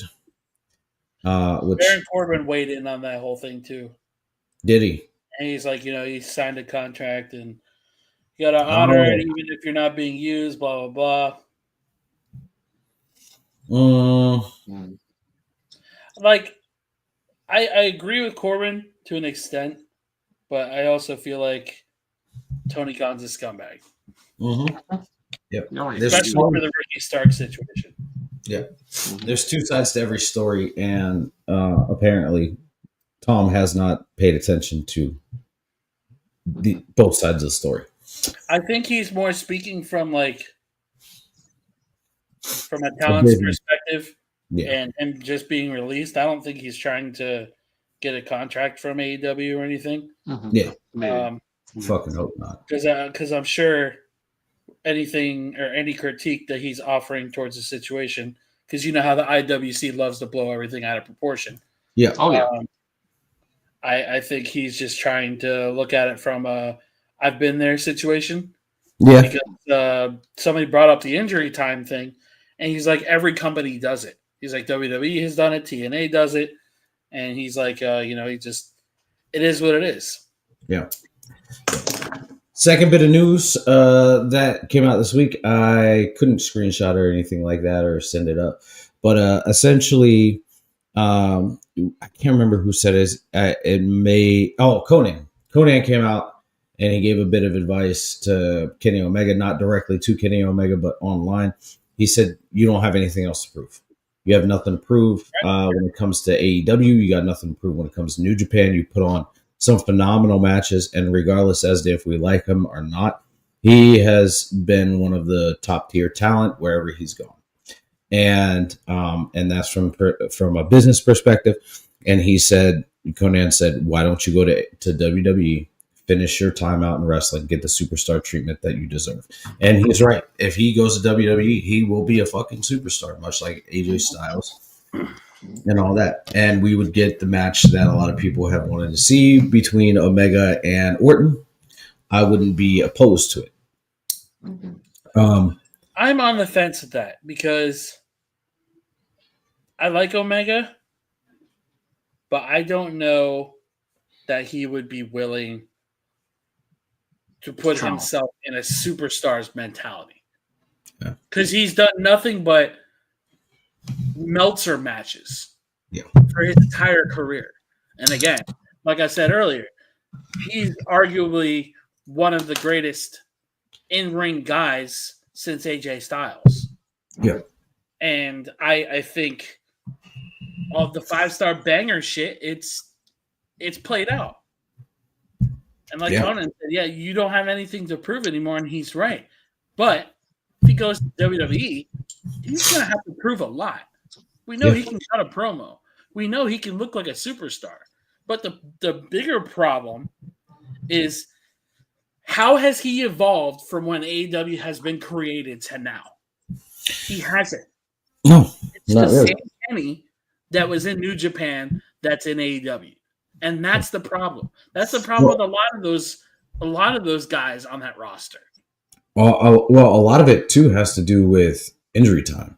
Yeah. Because he's had 2 or 3 major injuries since being in AEW that has taken a lot of time away from the screen, right? So every time he comes back, it's either reinvent who he was or start something completely new. And unfortunately, a lot of it's been reinvent, right?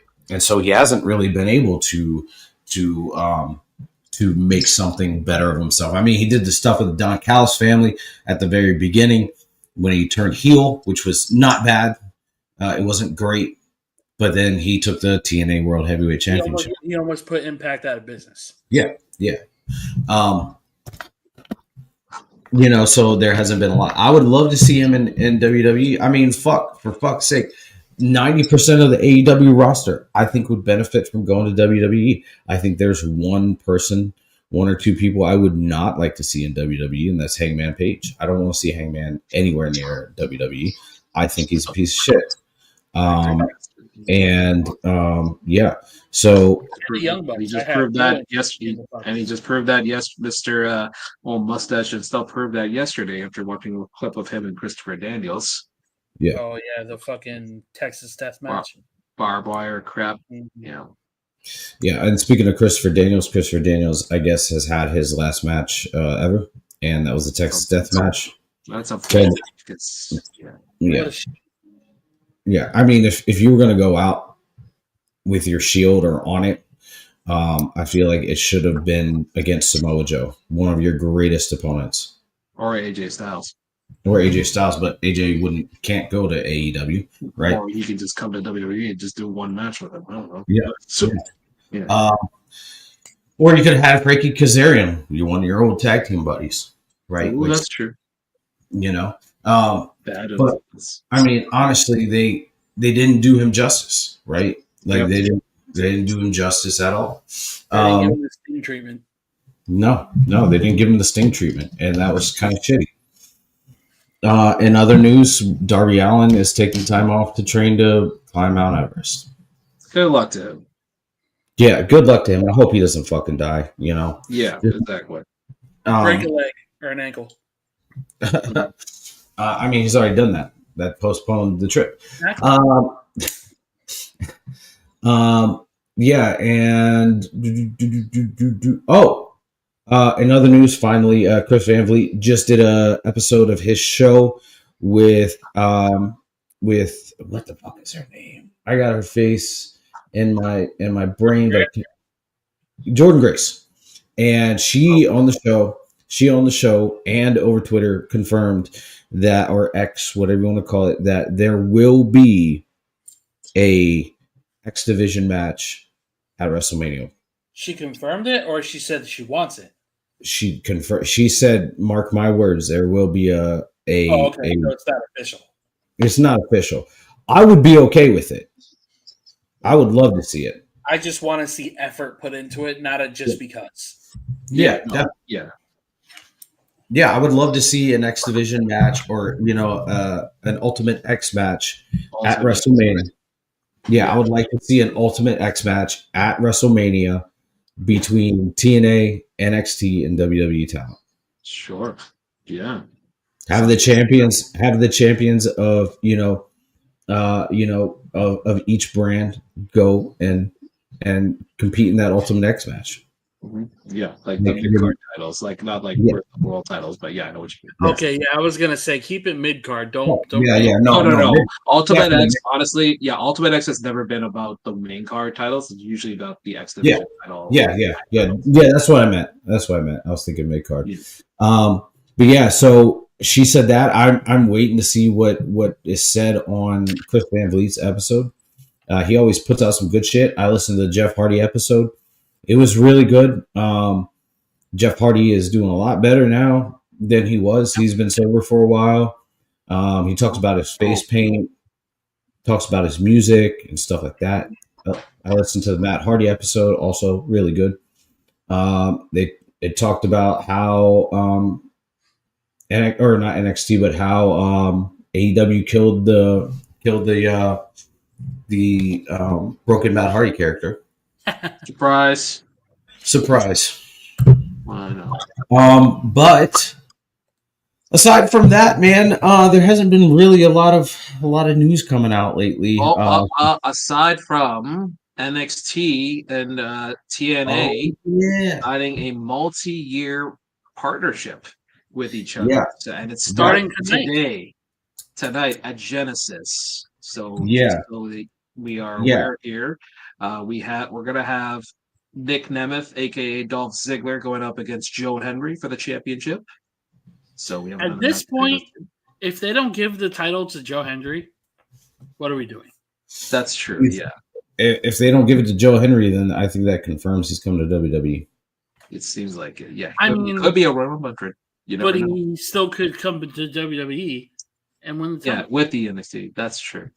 Yeah, very true. We will, we will also have Moose defending the title against Ace Austin for the Division Championship. We will have an I Quit match between Mike Santana and Josh Alexander. That should be good stuff there.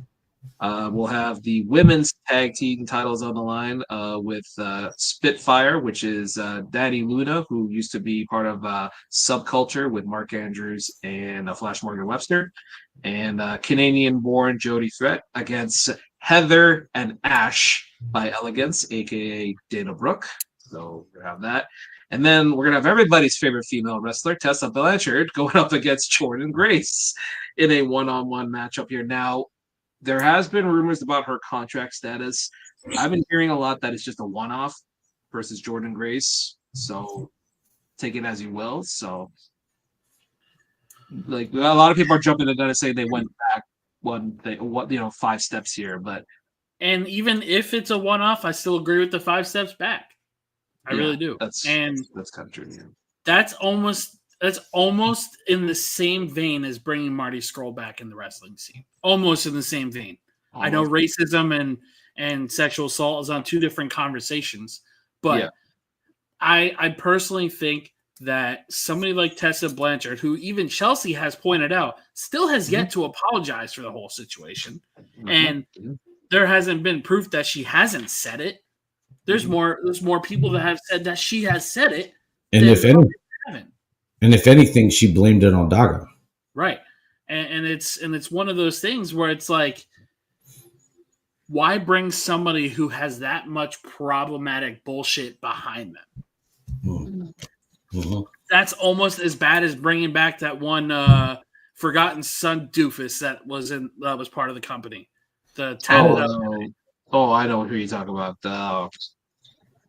He was with Elias. I can't remember his name. Jackson Riker. There you go. Jackson Riker. Right. That's like bringing him back. Yeah. Continue, JR, for the match card. Let's see. We also have. There's one more match here. Actually, hold on. Let me go back here. Genesis. It's the Hardys versus the Rascals. Oh yes, the Hard. Thank you. I do remember now. Yes, we have the Hardys versus the Rascals. Living their best fucking life. Yep, they're gonna have a tag team title match there. We're gonna have also Masha Slamovich defending the championship against Rosemary in a Raven special, the Clockwork Orange House of Fun match. Oh, nice. So that's going to be interesting there. Yeah, we had a little segment there with Rosemary and Raven a couple weeks ago on Impact, since I've been watching it now on TV there in Canada. So that's going to be interesting there. And then we also will have the System, which is Eddie Edwards and Brian Myers taking on Eric Young and Steve Macklin. So that's going to be we got a tag match there. And then the pre-show, we're going to have Frankie Kazarian going up against Leon Slater. So there's your card for today. You know who I don't understand still has a job? I don't know how Sami Callihan still has a job. He looks really bad. Yeah, he does look a little fattish. Yeah, it's like I'm not gonna sit here and pretend that I'm physically fit in any capacity, but like Sammy looks bad, like really bad. He drinks entirely too much. Yeah, and it's like, bro, Jesus Christ! I saw a video of who was it?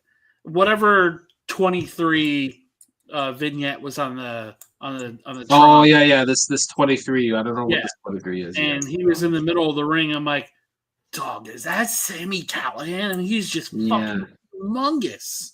Yeah, he looked better in 2019, 2020, but then it's like since then, because he had a very serious knee injury, I want to say in 2021, and then all of a sudden he just got that weight gain back. He weighs as much as his fiance there, Havoc. Havoc. So it's like it's it's kind of weird to see that, Yeah. but yeah, yeah. Also, in other news, regular on Busted Open Radio, Thunder Rosa chimed in. They asked her about Penta's debut on Raw. Obviously, her being a AEW talent, she's not allowed to go too much into it. But she said that was a massive step for Mexican wrestlers, right? Because it's very rare that you see a big name Mexican wrestler make it in WWE. And for the fact that he got the contract and he signed it and he made his debut the way that he did, and the reception that he got was massive for Mexican wrestlers. And whether we like her or not, I'd love to see Thunder Rosa come over to WWE. I think that her style is the WWE style. She's just not in a place that WWE style works for her. So she's more about the presentation than she is. I want to say this about Thunder Rosa. Sure. She does sandbag a lot. She had the opportunity to come over in arguably one of the strangest times in WWE, when that transition was happening between the Vince Triple H era. Mm-hmm. And she took a paycheck over whatever the plan was for her. I don't see her bringing any value to what is in the current women's division on any brand. Everybody who is on that roster, especially the people that she has named as her dream opponents, are massive levels above her where she's punching at.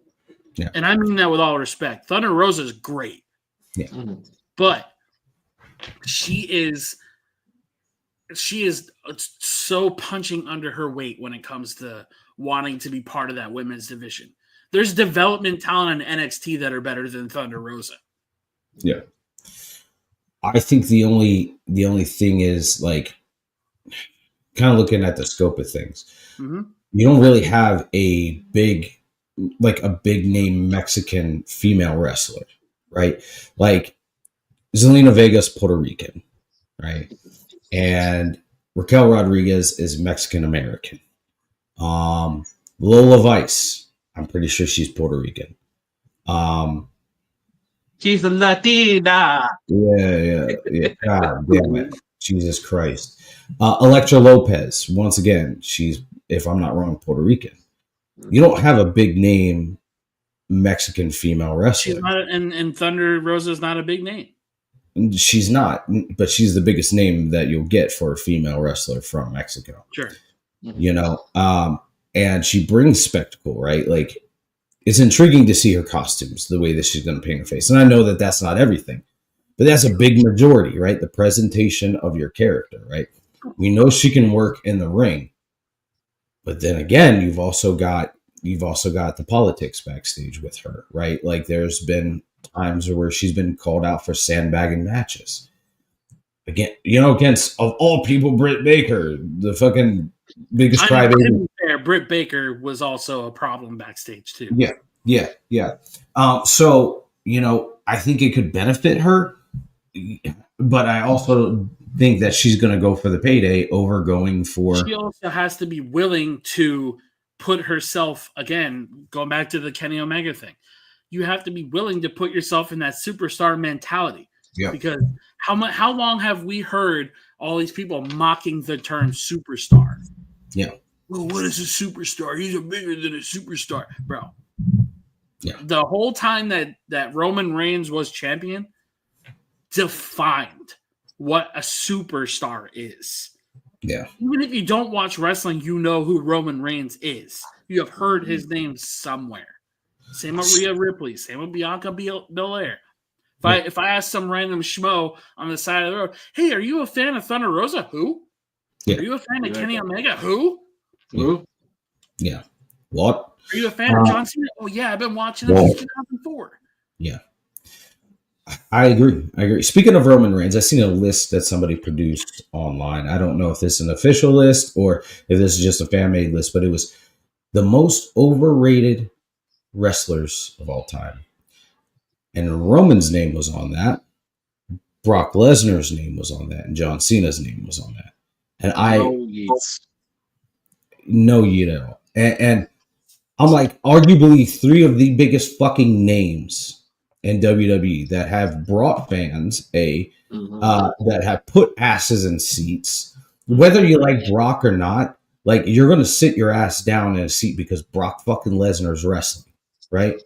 Whether you like Roman Reigns or not, you know that stadium is going to be filled with fucking hands in the air, throwing them ones up.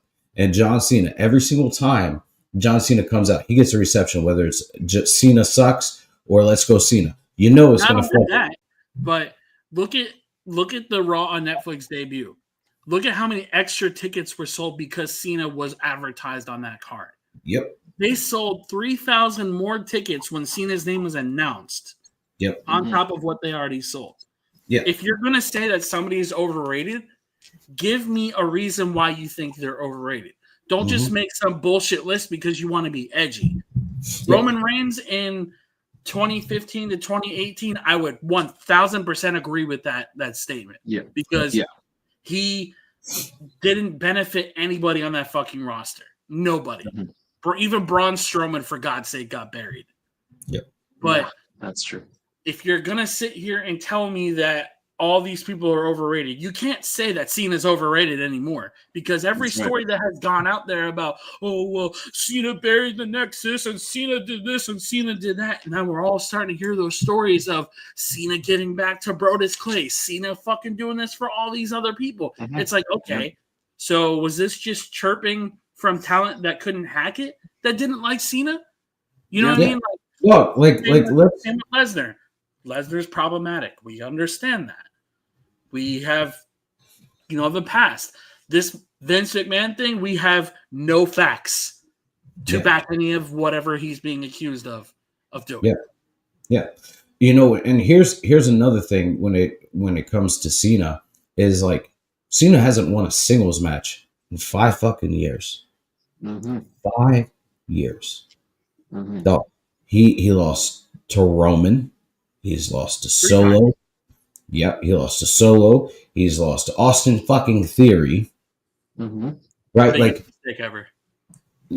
I mean, agree or disagree. I mean, it happened. But at the end of the day, man, like Cena's not overrated. If we're gonna go anybody, Goldberg is fucking overrated, in my opinion. So Goldberg is an interesting conversation because, like, you look at Goldberg and WCW and you know the streak and how it ended, right? Then you look at how he was brought in and how him and Brock went out at the same time, but arguably the worst WrestleMania match of all time, right? Yeah. You brought him back and it was under the guise of Vince McMahon to where we made that Saudi deal and Saudi paid for Goldberg to be in said matches. And Goldberg wrestled maybe once, twice, 3 times a year. Yeah.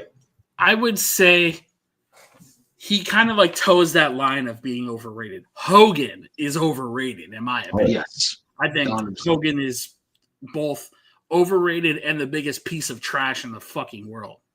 Yeah. But Goldberg, I think, kind of toes that line of being overrated and he could deliver. It's like, look at all the people, including myself, talking about the possibility of Gunther and Goldberg. That's fine. Yeah. I'm happy with that one. I'll be happy with that. I think another. I'll say why I feel like he's overrated. That streak. I hate streaks, right? Like I hate undefeated streaks. I think the only streak that really mattered was Undertaker's streak at WrestleMania, and that's because it wasn't every fucking match, right? Yeah. It wasn't every match that you watch. Oh, we know that Undertaker's gonna win. No, it's like he could potentially lose his fucking streak because I think up until the second technically Triple H match that he had, I think anything before Shawn and Triple H, I don't think we predicted properly. Like Triple H could be the one to do it. HBK could have been the one to do it. Yeah, I mean, even then, going back to Orton, Orton was running with that Legend Killer character, right? He was taking people the fuck out, and even then, he took Undertaker the fuck out, right? Which led up to their WrestleMania match. That could have been very well have been Randy Orton ending that streak, right? There was even talks of Edge ending the streak, and he didn't want to do it. He didn't want to do it. He didn't want to do it, and I'm glad that he didn't want to do it, right? And then we got the talks of Bray Wyatt after the streak had ended, could have ended the streak, right? There were so many people who could have ended the streak. Now, my problem with Goldberg's streak was a lot of those matches were non-televised. A lot of those matches, which shouldn't have fucking counted anyways. A lot of those matches were squash matches. A good majority of them were squash matches. Some of them were terrible matches. His match with Steve McMichaels, terrible. Fucking garbage. Nothing is worse than his match with William Regal. Nothing. Yeah. Oh my god, that one was just right. And then they slingshot him in a fucking one-off match with Hogan to win the title. But you also got to remember of who was the driving force behind his booking and why were they doing it that way.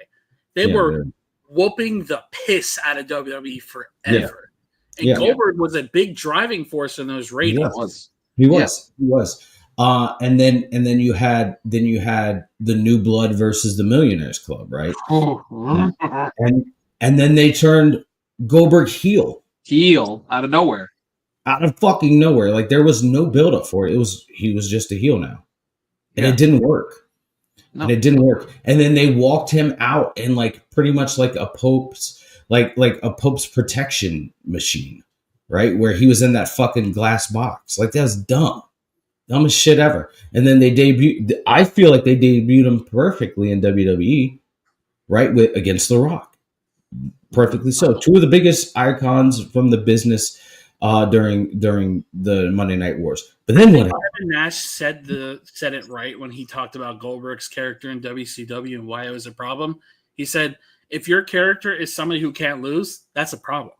Yeah. And while I agree that there was politics behind Goldberg's loss, I also think that Bischoff did nothing to grow Goldberg's character. Yeah. And not only that, but they put Goldberg versus Hogan on free television. Yeah. That shit should have been saved for a pay-per-view. That should have been the Starrcade event there. Yeah, that should have been a Starrcade event. Right? So then, like, he gets to WWE and he debuts against The Rock. Great fucking feud there. And then you have him hotshot to the world title. Yeah. Against destroyed by Triple H. Yeah. And then he goes into the Elimination Chamber. Gets destroyed by Evolution. Right? God, and that chamber was crazy. Yeah. And then he has that match with Brock. Right? And then he's gone for a while. And then they magically decide to put him on the cover of a 2K game. And then he comes back and squashes Brock in 45 seconds. Fucking brilliant. That was a brilliant move. One of the greatest feuds I ever watched. I loved it. But then you make him go into a match against KO, take the title off of a hot ass KO. Yep. And then that is where KO. I heard that they did that because KO didn't deliver with Jericho at WrestleMania. Yeah, that's fucking dumb. But then, I mean, even then, like KO and Jericho was the best fucking storyline of that year. But that match at Mania was trash. The match at Mania was trash.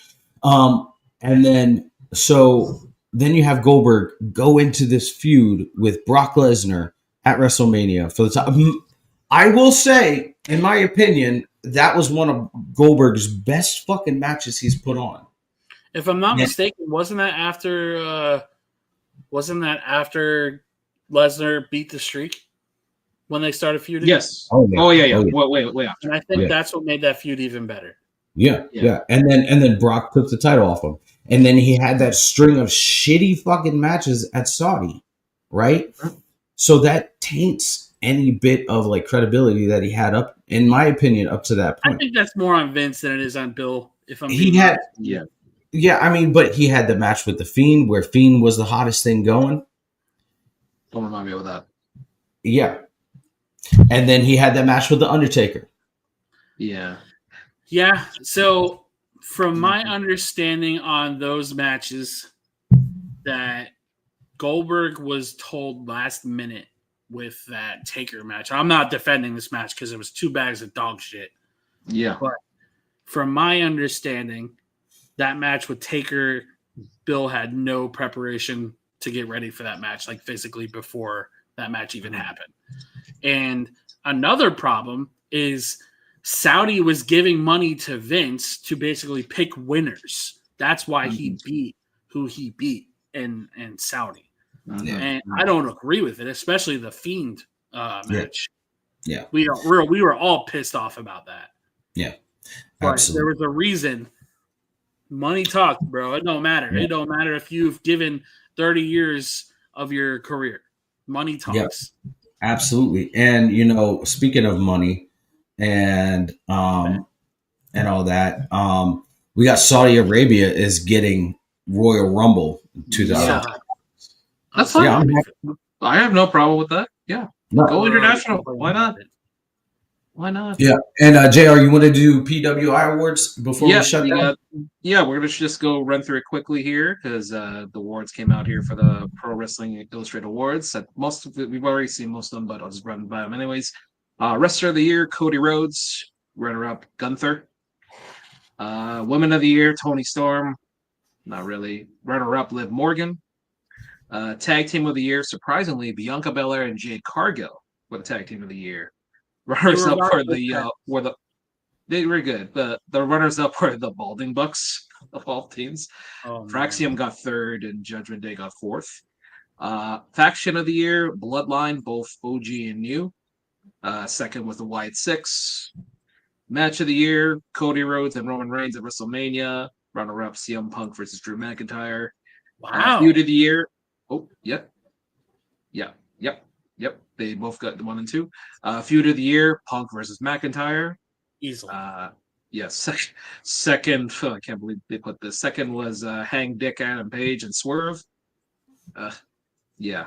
No, right. Most popular wrestler, Cody Rhodes, number 1. Jey Uso, number 2. Joe Hendry, number 3. And Rhea Ripley, number 4. Justified on that Joe Hendry. I love it. Yep. Most hated wrestler of the year, Dominic Mysterio. 2nd year in a row. Solo Sikoa, 2nd. Yeah, Solo Sikoa, 2nd. MJF, 3rd. Logan Paul, 4th. Comeback of the year, Liv Morgan. W. Liv Morgan. Number 2, Mercedes Monese. Who? Mercedes. Yeah, number 2. Yeah, number 2. Randy Orton, number 3. Most improved wrestler, Mariah May, number 1. Nia Jax, number 2. Oba Femi, number 3. Maxine Dupree, number 4. So that's How the fuck is Mariah May the most improved wrestler? I have no idea. That's just them saying it. Or I'm so whatever confused. it is. All right. Indie Wrestler of the Year, Mustafa Ali. It's fine. Inspirational Wrestler of the Year, Cody Rhodes. And Rookie of the Year, I think you're going to like this. Rookie of the Year, Kalani Jordan. Number 2, Jada Parker. Number 3, Carmen Petrovic. Damn, bro. Jada and fucking Kalani, that's a strong argument right there, too. 1, 2. Especially Yeah, Jada. you can make an argument for either one of them there. But yeah, that's just a quick look at the PWI awards there. Nice. Nice. That's awesome. All right, y'all. Well, we're going to jump off here, and I hope everybody enjoys their week. Be safe out there. Mm-hmm. Before we go, Chris, what are you excited for this week? I think Drew and Seth is going to be a really fun match. I'm excited to see what NXT does this week. We're getting closer to the Rumble. I'm getting closer to my flight to go there, so I'm pretty excited. Yeah, boy. Yeah. JR, what are you excited for? shit there, man. It's good. It's gonna be a good week this week. There, I'm gonna try to see if I can catch Genesis tonight, if I can find it somewhere. Oh, or yeah. maybe it's maybe it's broadcast in my Canadian app there, since it's now broadcasting it. But If other you than find that, it, yeah, please let me know. Raw's gonna be good. Oh, by the way, for Raw, Pat McAfee is not gonna be there because of the finals for the college, so he's gonna be replaced by Wade Barrett there. Oh, speaking of commentary, we did just a quick thought on this Corey Graves situation. What do you guys think of this? Is this a work or is this a shoot? For what again? The Corey Graves situation. Is this a work or a shoot? I'm on the fence with it, man, because I feel like the way his tweet was worded made it sound like a work. Yeah. But then him not showing up in NXT after his tweet, it's like, oh shit, maybe this is a real situation. Mm-hmm. Yeah. Because he even deleted those tweets. Yeah. Well, think about it too. What did he say about Sasha and Naomi when they walked out? Unprofessional. Yep. Yeah. So we could get a different version of Corey Graves, or it could be real. Dude, I don't know. I'm confused. Yeah. They're blurring the lines of reality. Like, he's not famous enough, and people were trying to blame it on Pat. I was like, bro, why are we going out after Pat McAfee of all people? Well, think about it too. Like, this has been a feud with Pat McAfee and Corey Graves for a while. Sure. Every time Pat comes out, Corey's like, I don't want him here. So it could be a part of the storyline. It could be, yeah. I mean, hey, if you guys Could lead to a match. if they have a match, I'm okay with it. Yeah. But also, Graves was on the last NXT broadcast, not this past Tuesday, but the Tuesday before that, and New Year's Evil. Mhm. And he visibly looked pissed off.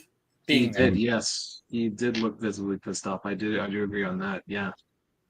Okay. So I don't know. We'll see. But then, okay. Yeah.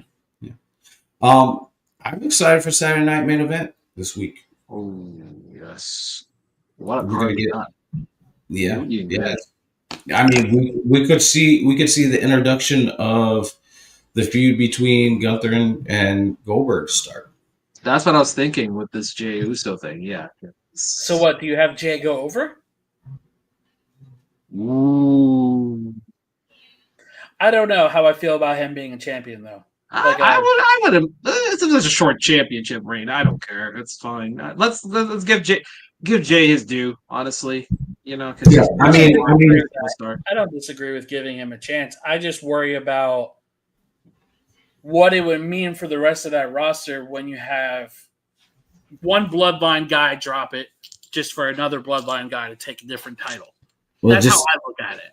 Think about it like this, right? Like, you get a Smackdown dude who win the Rumble, challenge for a Smackdown title or for Cody's title.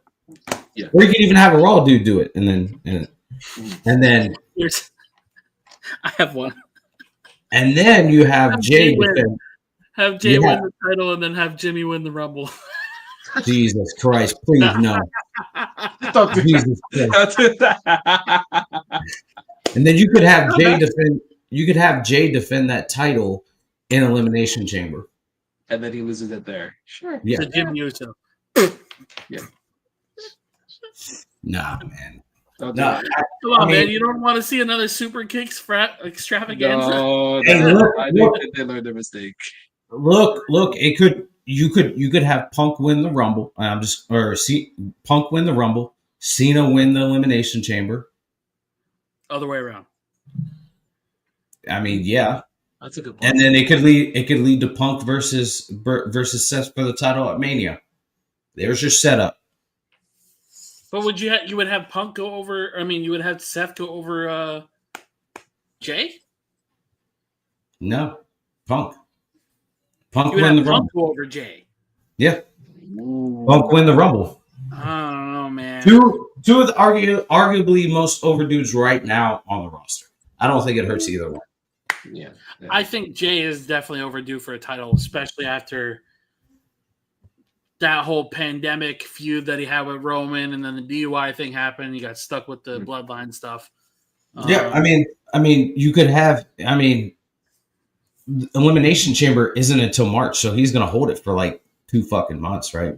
Let him hold it for 2 months. 1 month exactly, because it's remember the Rumble's on February 1st, right? and then Yeah, but the Chamber will be 1 month right after. Okay. All right. So yeah, he'll hold it for a month, and I know that we don't like the hot shot booking kind of thing, but it could be one of those. It could be it, you know. Or you could have Seth in the chamber as well, and Punk eliminates Seth, and then that starts the feud, and then Punk wins the Rumble or wins, or you could have Seth. You could have Seth fucking win the chamber and hold the championship. We know he's a workhorse. We know that's the workhorse title. He put that shit on his back, and then have him go to WrestleMania. Now the thing is, Punk would have to lose that feud. I feel Punk he would get the main event because he is. I guarantee you, it's going to be a night one. He would be the main event of night one, and then he loses to Seth. I would be okay with it, especially a full blown heel Seth, like unhinged. I think I would rather see it the other way around, where Punk gets his main event and he wins. Yeah. I mean, either way, I wouldn't be bothered by it. Yeah. I just want to see the match. It's going to be an interesting road here in the next 2 weeks, boys. Yeah, Fuck, we're on the road to WrestleMania again. We are. All right, y'all. Well, until next week, I hope you guys have a good week. Be good. Deuces.